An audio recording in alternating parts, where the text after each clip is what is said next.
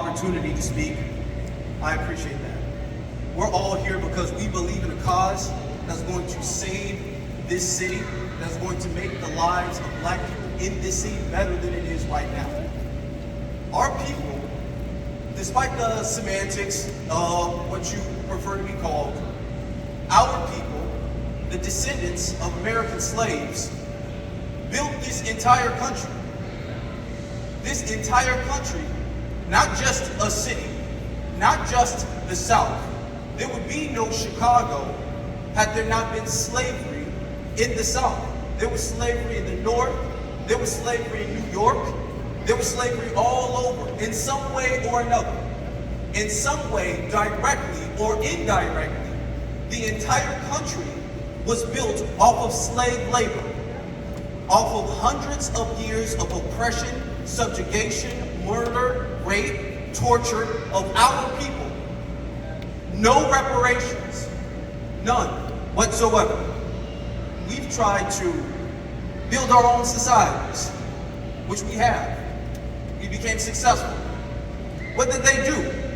Did they leave us alone? No, they actually went there, they flooded some, they burned some to the ground, they stole some with eminent domain, they ran highways through some, and they keep telling us the problem is not them, the problem is us.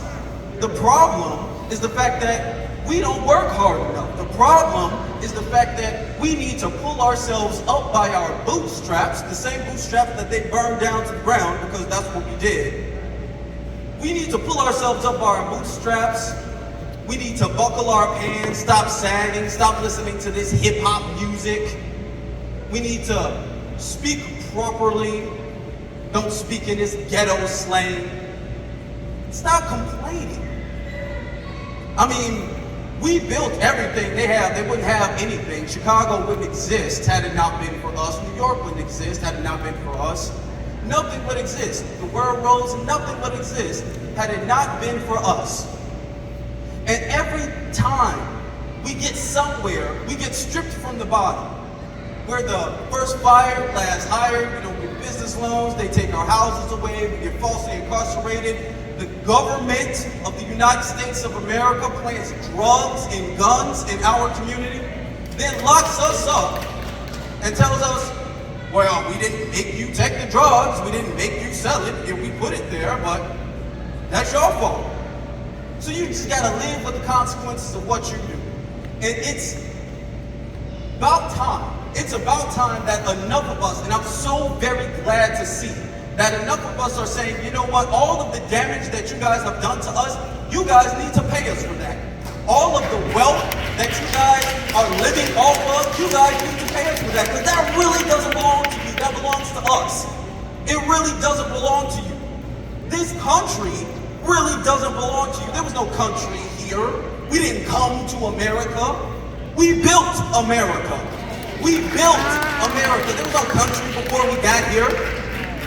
They made it seem like they bought us to something that they already had. They didn't have anything. They didn't have any houses. They didn't have any roads. They didn't have any bridges. They didn't have any railroads. They didn't have anything. We made it.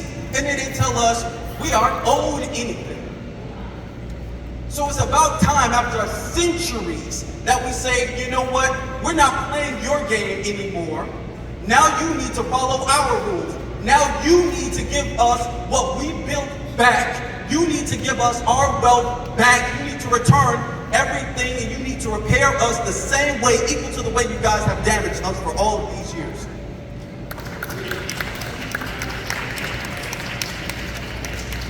One of my absolute favorite quotes from Dr. Martin Luther King is that justice delayed is justice denied. And have we not been delayed justice? Have we not been stalled? How many times have they said, don't worry guys, when I get in office, I'm gonna fix the south side of Chicago, I'm gonna fix the west side of Chicago, I'm gonna put businesses there, community centers there, all the schools that I took down 10 years ago, they're all coming back. How many times have we heard that line? Has any of the schools that they shut down, has any of them come back? Has any of the businesses that went bankrupt because of poor economic conditions, have any of them come back? No.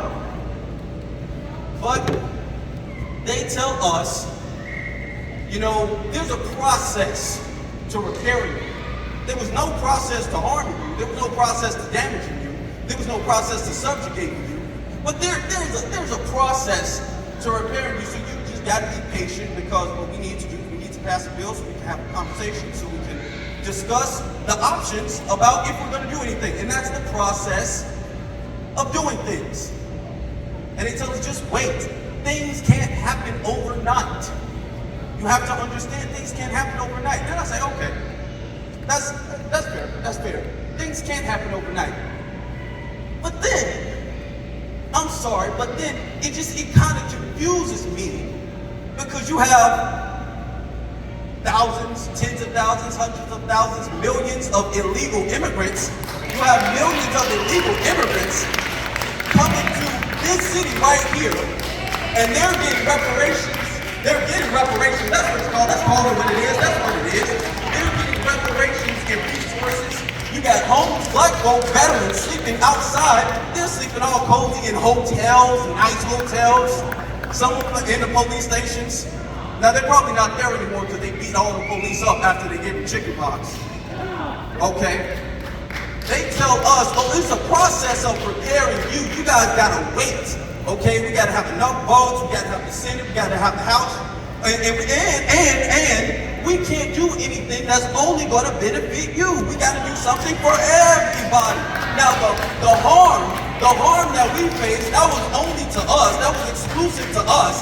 But the repair, you know, we gotta include Hispanics and Asians and anybody and everybody. Everybody gotta get involved in that. Okay? So if we gotta share, we gotta wait and share. We gotta wait and share. Why do they not have to wait and share? And I think it's about time we start asking that question. Why do they not have to wait and share? I know there's criminals, let's be honest, there's criminals coming over here committing crimes all up in the city. They get locked up, the judge says, let them go. They didn't know what they were doing. They change their name, they commit another crime, they get locked up, doing the same thing over and over again. They lock you up, you speed, your license is suspended, oh, you're going to jail. Oh, you need bail. They don't need bail. They don't need anything. So let me ask you, okay. Let me ask you, justice delayed is justice denied. How long are we going to wait? How long are we going to compromise? How long are we going to say, well, let's hope that that vague little thing, that wink and a nod, is going to help us? I say no support at all for any of them whatsoever. They're in a position right now, to do something like they have been for 4 years, and they have not done anything. I'm not saying we should support them, vote for them. Kamala's here trying to vote, support them and vote for them, and then hope we get an IOU. Do something now. Do something before November, and good graces, and we'll see.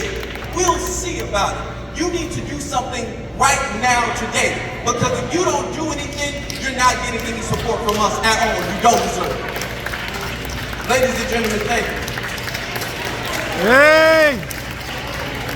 All right, thank you very much. We appreciate it. Okay, we're gonna take a slight, not really an intermission, but we just want you to get up and move around. You've been so patient with the different speakers and such. If you want to come up here and take a picture with this nice backdrop, so you can have for your collection, because today is a rally.